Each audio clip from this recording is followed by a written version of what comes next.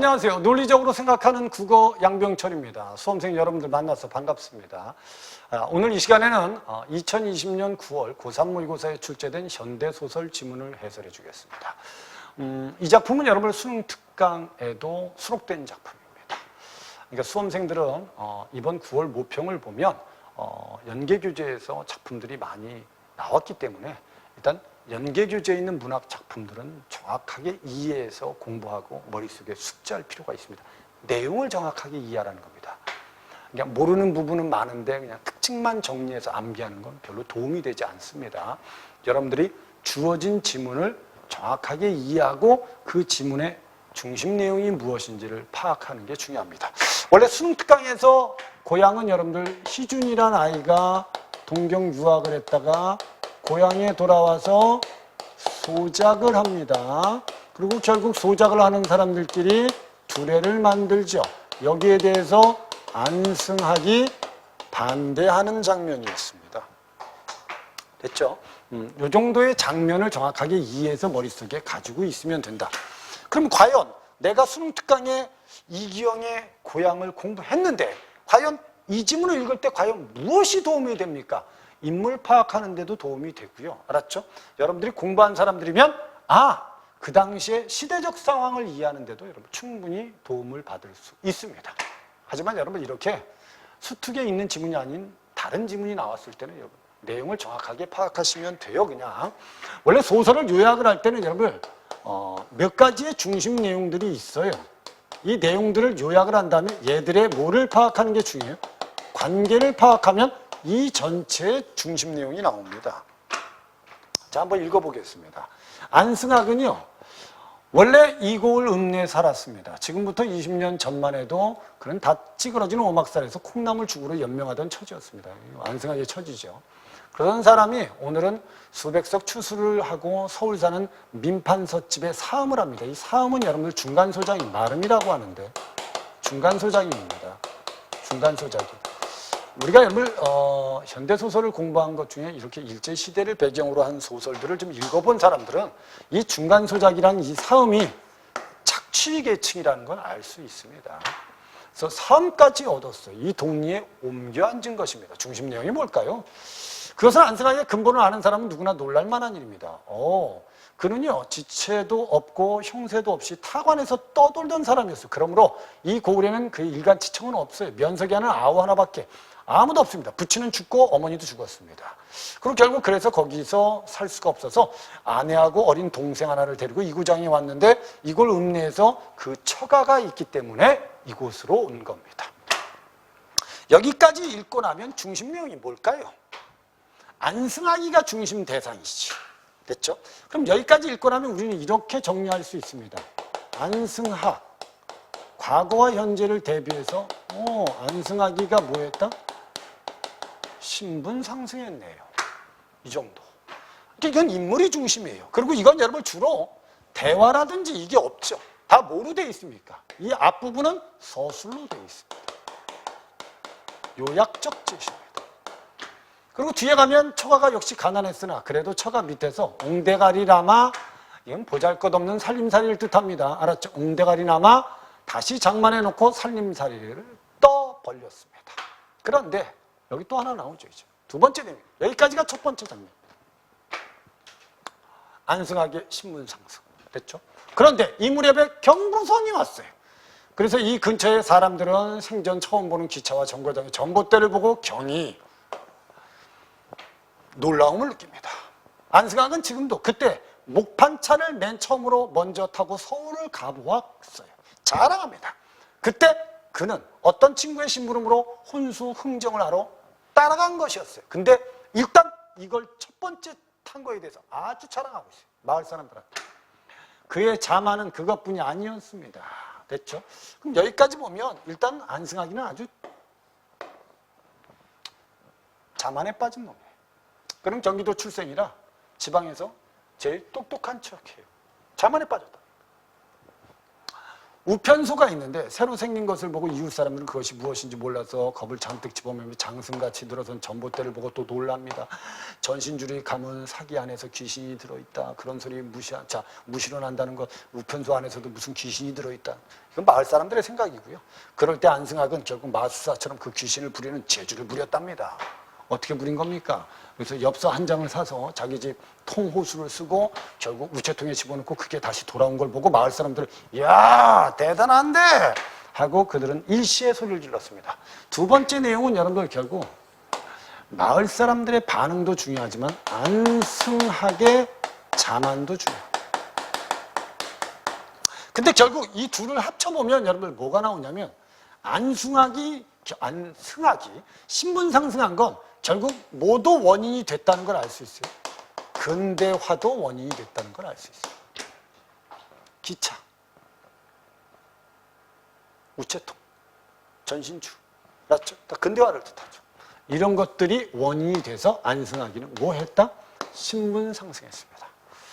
여기까지는 주로 안승학을 설명한 겁니다. 그걸 여러분들이 이해하시면 돼요. 그럼 앞장면은 주로 안승학의 신분 상승을 설명한 거고 뒷장면은 신분 상승한 안승학의 모습을 구체화시킨 겁니다. 그럼 이거는 처음부터 끝까지 다 읽으면 결국 안승학이 중심이 됩니다. 그럼 우리 안승학에 대해서 이해하면 문제는 다 풀릴 수 있습니다. 안승학이란 사랑방에 혼자 앉았어요. 금태 안경을 콧잔등까지 걸고 문서질을 하고 있는데 인동이가 그다음 김선달, 조첨지, 수동이 아버지 희준이가 찾아왔습니다. 이 희준이는 우리가 들어본 인물이죠. 5 사람들이 일시에 달려드는 것을 보고 저기 마음이 불편했어요. 그는 붓을 놓고선 마당을 내려다보면서 무슨 일들이야? 식전 대바람에 내 집을 이렇게 찾아올 때는 문간에서 주인을 찾아야지. 위험스럽게 말합니다. 아무도 없는데 누구한테 말합니까? 대문 기둥한테 말해요. 이거는 이제 비꼬는 거죠. 비웃음입니다. 아니 사람도 없는데 누구한테 말합니까? 김선달이 받는 말입니다. 저런 괘씸한 놈 봐라. 그런데 항락놈은 어딜 간 거야? 안승학은 속으로 분해합니다. 이해된 거죠? 그래서 앞에 부분은 주로 서술로 되어 있다면 뒷부분은 인물들의 대화나 행동이 나타납니다. 이런 차이점들을 파악해 주면 돼요. 그러나 호령할 용기는 없었습니다. 희준이와 인동이와 김선달 신발을 벗고 바로 올라왔고 조첨지하고 수동이 아버지는 뜰에서 올라올까 눈치를 봅니다. 하여간 무슨 일들인가? 안승학은 그래서 얼른 이야기나 들어보고 돌려보내려는 계획이죠. 저희들이 이렇게 댁을 찾아왔을 때는 무슨 별다른 소간사가 일이 있겠습니까? 지난번에 왔다가 코만 베고 결국 허탕을 쳤단 소리죠. 대관저 어떻게 저희들의 요구 조건을 들어주실 겁니까? 희준이가 정식으로 말을 꺼냈습니다. 희준이가 한 말입니다. 그 따위 이야기를 할 작정으로 이렇게 식전 아침에 왔어? 아이 못 들어주겠어? 아니 벌써 여러 번 요구 조건을 들을 수 없다고 말했는데 자꾸 조르기만 하면 될 일이야. 어림없어. 괜히 그러들 말고 나락이나 가서 배. 여기서 여러분 이 나락이나 가서 배라는 건 가서 빨리 벼농사 추수하라는 겁니다. 추수. 우리가 여러분 이 소설을 읽다 보면 최만식의 미스터 방이라는 소설도 좀 떠오릅니다. 미스터 방도 여러분 독립이 되고 나서 자기가 알고 있는 몇 개의 영어 단어를 이용해서 미군의 통역사가 되고 그래서 결국 여러분 돈을 벌지만 나중에 몰락하는 과정으로 되어 있죠. 아주 기회적인 인물이죠. 안승학이 똑같은 인물입니다. 그 다음에 여기서 나락이나 배라는 건 이건 김유정의 만무방하고 좀 유사합니다. 김유정의 만무방에 보면 응호라는 동생이 있는데 응칠이 동생이죠. 근데 결국 자기 눈에 벼를 베지 않습니다. 왜? 벼베기하고 결국은 소장녀 다 주고 나면 남는 게 없어요. 그러니까 너희들이 배가 이게 이제 만무방에 등장하는 장면인데 그거하고 비슷합니다. 그러니까 결국 요구 조건은 우리가 추리하건대 분명히 소장료를 좀 감해달라고 했을 겁니다. 근데 결국 안승학이는 못 들어주겠다는 겁니다. 야 가서 인마 빨리 추수나 하고 너희들 소장료나 내. 이런 의도입니다. 안승학이는 긴 장죽 담뱃대에 담배를 한 대 담아가지고 불을 붙이기 위해서 성냥 3개비를 허비했건만 잘 붙질 않아요. 그런데 4번째 불을 당겨서 쉴 새 없이 빠끔빠끔 빨다가 입에서 붉은칩이 주르르 흐르니까 결국 화가 나서 담뱃대를 던집니다. 이건 그냥 안승학의 행동이죠. 불만입니다. 불편한 겁니다. 지금 사람들이 찾아온 거에 대해서. 그래서 괜스리 시간 낭비하고 피차 물질상 손해만 더 나게 하지 말고 어서 돌아가서 잘들 의논해서 오늘부터라도 일을 시작하란 말이야. 그래 이제 소장료를 내지. 나도 아침부터 바쁜 일이 있어서 그래, 정년코 요구 조건을 못 들어주겠단 말씀이죠. 그러면 이제 밑에는 갈등이 고조되지 않겠습니까? 여기까지 나온 겁니다. 여기까지는 여러분 주로 안승학의 인물됨이 나왔어요. 그래서 세 번째 장면은 안승학이 결국은 사람들의 요구 조건을 들어주지 않는 장면입니다. 이걸 통해서 여러분 가장 중요한 건 이 인물이 중요하다는 거죠. 안승학이는 일단 기회주의자입니다. 그래서 신분 상승했어요. 안승학이는 이기적입니다. 자기밖에 몰라요. 이게 이 글의 중심 내용입니다. 이걸 가지고 여러분들이 문제를 풀어야 될 겁니다. 자, A의 서술상의 특징. 요약적이지요. 그럼 답은 5번이 답입니다. 이 서술상의 특징은 소설에서 꼭 나오는 문제 아닙니까? 시점과 관련돼서 여러분들이 선택지가 나올 수도 있고. 이 시점이 무슨 시점이죠? 3인칭 전지적 작가 시점입니다. 알았죠? 그 다음에 서술 방식에 따라서도 선택지가 나올 수 있습니다. 이게 대화로 돼 있는지 행동으로 돼 있는지 요약적 서술로 돼 있는지 여러분들이 찾을 줄 알아야 됩니다. 여기서 1번에 서술 대상에 대한 독백적 서술 없습니다. 그 다음에 서술 대상에 대한 회고적 서술을 통해서 성찰적 태도를 가지고 있다. 들어있지 않습니다. 이런 선택지는요. 옛날에 병철이가 참 착한 애였던 것 같아. 근데 우리 왜 걔를 이렇게 미워했을까? 이럴 때. 됐죠? 서술 대상에 대한 병렬적 서술을 통해서 없습니다.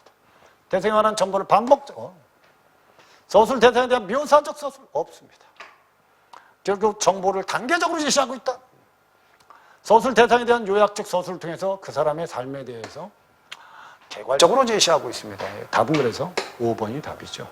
그래서 A에서는 결국 예전에 정말 찢어지게 가난했는데 안승학이는 이런 과정을 통해서 신분 상승했습니다를 요약하는 것보다 답은 5번이 답이었습니다. 17번에 B에 대한 설명으로 적절한 새로운 문물이 도입된 사람들의 의식을 혼란스럽게 하는 상황이죠. 맞죠? 그죠? 사람들은 여러분 우체통 안에도 귀신, 전신주에도 귀신. 새로운 문물이 실생활에 쓰이는 현장을 소개함으로써 사람들이 생활의 방식이 변해야 함을 안승학이가 알려준 겁니까? 틀렸죠. 이 지문의 핵심은 여러분 안승학이의 과시입니다. 안승학이의 자만입니다. 이걸 나타낸 지문이지. 마을 사람들이 그래 빨리 이런 새로운 문물에 적응했으면 좋겠다 라는 안승학이의 마음은 들어있지 않습니다. 알았죠? 그러니까 인물에 대해서 정확하게 파악하면 중심 내용을 파악하면 답이 나온다는 겁니다. 새로운 문물의 이용 방법을 알고 있는 인물과 그렇지 못한 사람들 간에 이해 차이 있죠. 새로운 문물을 접한 사람들의 반응이 직접적으로 드러나기도 하죠.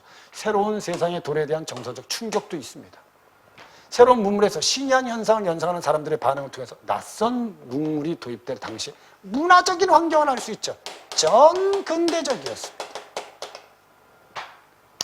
근대적 문물이 들어왔어요. 근데 사람들의 문화는 전근대적이었습니다. 무속적이었어요. 그 안에 귀신이 들어있다는 겁니다. 이해된 거죠? 이건 맞는 말이었어요. 이 선택지가 이해가 안 되면 결국 이제 5번이라고 오답할 수도 있을 겁니다. 그 다음에 요구 조건은 뭐겠습니까? 추리할 수 있죠. 그래서 이 요구 조건에 대해서 관철시키러 온 김선달이 안승학에 대해서 비아냥거리죠. 비웃죠. 아니 무슨 기둥에 대해서 얘기해요. 기둥에 대고 얘기합니까? 이렇게. 요구 조건의 이행을 요청하는 시준이에 대해서 안승학이 거부의 의사. 안 돼. 표출하죠. 요구 조건의 불이행 때문에 벌어질 일을 경고하는 시준 없습니다. 단지 요구하는 겁니다. 우리 요구 조건을 들어주실 겁니까? 못해. 이게 다죠. 안승학에 염려하고 있음을 암시하고 있다. 없죠. 그죠? 둘 다 틀렸습니다. 3번. 요구 조건의 수락 여부를 둘러싸고 빚어진 안승학과 5사람 간의 갈등 양상이 긴장된 분위기 고조되지요. 그죠? 요구 조건에 대한 확답을 받기 원하는 5사람. 갑작스러운 방문에 대해서 안승학이 좀 불편하죠. 결국 담뱃대를 던지는 게 바로 그 불편함의 행동이죠. 답은 그래서 3번이 답이었습니다. 자, 그 다음에 이제 작품에 대해서 설명을 해줍니다. 그러니까 소설은 여러분 뭐 특이한 게 없었습니다. 1930년대 리얼리즘, 사실주의의 장편소설. 리얼리즘은 사실주의인데 이 사실주의 대표적인 사람들이 누구였죠? 현진건, 염상섭이가 대표적입니다. 그래서 현진건의 고향이나 이경의 고향이나 다 일제시대 때 농촌의 현실을 사실적으로 드러냅니다. 염상섭의 작품은 얼마 전에 모의고사 나왔죠. 임종. 됐죠? 다 사실주의 작품입니다. 변하는 사회 환경 속에서 사회적 지위 상승하는 인물형이 등장하죠. 누구죠? 안승학입니다. 이 유형의 인물들은 근대 문물에 발빠르게 적응하면서 소작제와 같은 전 근대적인 토지제도에 편승하는 모습. 그래서 신분상승합니다. 아주 기회주의적입니다. 최만식의 미스터 반과 똑같죠. 이들은 근대 문물 체념해보지 못한 사람들에게 자신을 과시하지만 자신만의 이익을 추구하기 때문에 그 지위를 인정받지는 못합니다. 이러한 인물들을 통해서 1930년대 농촌사회에 등장한 속물적인 인간형이 누구겠어요? 안승학이죠. 근데 결국 이 소설이 인물 중심의 소설이기 때문에 이런 보기가 나오는 겁니다. 그래서 이걸 가지고 여러분들 이 소설을 감상해 봅시다. 그러면 이렇게 감상하면 되는 겁니다. 지체도 없이 콩나물죽으로 연명하다가 사음까지 된 인물은 결국 신분 상승했네. 결국 소작제를 이용해서 지위가 변한 인물이죠. 경부선이 개통할 무렵 시대의 변화 적응, 근본에서 벗어날 기회를 얻었던 인물의 모습은 결국 근대 문물이 유입되는 사회적 환경 속에서 결국은 신분 상승한 인물이네. 안승학이가 이런 인물입니다. 그러니까 결국 근대화도 신분 상승의 원인. 전 근대적인 소작제도 신분 상승의 원인. 그래서 신분 상승한 안승학이는 결국 자기만을 위한다는 거죠. 친구의 신부름으로 목판철을 맨 처음으로 타고서 자만하는 인물 맞죠? 안승학입니다. 근대 문물을 경험했다는 점을 앞세워 자신을 과시하는 인물입니다. 위험스럽게 하대하면서 남들한테 반말하죠. 그죠? 하면서도 호령할 용기를 내지 못하는 인물이 심리는 뭐 때문에 사회적으로 인정받지 못하는 겁니다. 근데 이걸 가지고 여러분 사회적 지위를 인정하지 않는 이들에 대한 반감은 틀렸다는 거죠. 결국 요 장면은 결국 안승학이가 주변 사람들로부터 인정받지 못하고 있다는 겁니다. 아니 양병철이가 근대화를 통해서 신분 상승했어요. 그럼 그 신분 상승한 거 가지고 주변 사람들이 근대화에 적응하도록 도와줘야 될 거 아니에요. 근데 자기만을 생각하니까 주변 사람들이 당연히 싫어할 수밖에 없죠. 그게 바로 이 소설의 중심 내용입니다. 그 다음에 피차의 물질의 손해를 강조하면서도 피차 손해를 강조하면서도 일방적으로 사람들에게 나락을 매는 것을 종용하는 인물의 모습. 누구죠? 안승학이죠. 다른 사람의 이익보다 자기만의 이익을 추구합니다. 그러니까 이 말은 피차 간의 손해라고 강제. 피차 간의 손해. 너나 나나 손해야. 근데 가서 일해 임마. 왜? 그래야지 소장료 낼 거 아니야. 이건 여러분 어떻게 보면 공장에 사장이 있는데 노동자가 있어요. 노동자가 있는데 노동자들이 임금을 올려달래요. 임금을. 근데 결국 싫대. 노동자가 일을 안 한대. 됐죠? 그럼 결국 일을 안 하게 되면 얘도 손해, 얘도 손해예요. 맞죠? 하지만 결국 사장이 뭐라고 얘기해? 야, 임금 못 올려줘. 일해 임마. 그럼 누구만의 이익을 원하는 겁니까? 얘만의 이익을 원하는 거죠. 이게 이 선택지입니다. 그러니까 5번 선택지를 이해 못하면 이거라고 답할 수 있다는 거죠. 무슨 말인지 이해된 거죠. 그래서 답은 여러분들 정확하게 5번이 아니고 뭐다? 4번이 답이다. 이렇게 이해하시면 되는 겁니다. 그러니까 소설도 여러분들 원래는 소설이 갈등을 중심으로 하고 갈등의 원인을 찾으면 주제를 이해할 수 있는 게 소설입니다. 소설도 여러분 다른 문학과 똑같이 구체적으로 되어 있습니다. 근데 가끔은 인물 중심 또는 배경 중심의 소설들이 있다는 걸 알아두시면 되고요. 대체로 여러분 수능 시험에 나오는 장면들을 보면 대부분 갈등을 중심으로 출제되는 경우가 많습니다. 그 다음에 소설은 지문이 길지만 각 부분의 중심 내용들이 있습니다. 이 중심 내용들을 요약해서 관계를 파악하면 전체 중심 내용이 나온다는 거죠. 그걸 가지고 여러분들이 문제를 풀어야 됩니다. 그러니까 이 안승학의 이 이경의 고향, 이 장면은 결국 안승학이라는 인물이 근대화를 통해서 소작제를 통해서 신분이 상승했는데 결국 자기만의 이익을 추구하니까 주변 사람들로부터 외면당한다가 핵심 내용이라고 봐야 돼요. 이렇게 이해했다면 이걸 머릿속에 가지고 있으라는 거예요. 수능 특강, 수능 완성, 연계교재 문학작품도 이렇게 이해해서 여러분들 머릿속에 가지고 있으라는 거예요.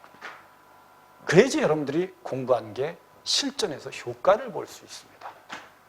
쓸데없이 여러분 고향의 시점을 정리해서 암기하고 작품의 특징들을 막 정리해서 외우는 것보다는 주어진 지문의 핵심 내용을 이해하는 게 중요하다는 겁니다. 이해되셨죠? 해설은 여기까지 하겠습니다. 이 해설을 보고 도움이 되신 수험생들은 구독과 좋아요를 한번 눌러주시고요.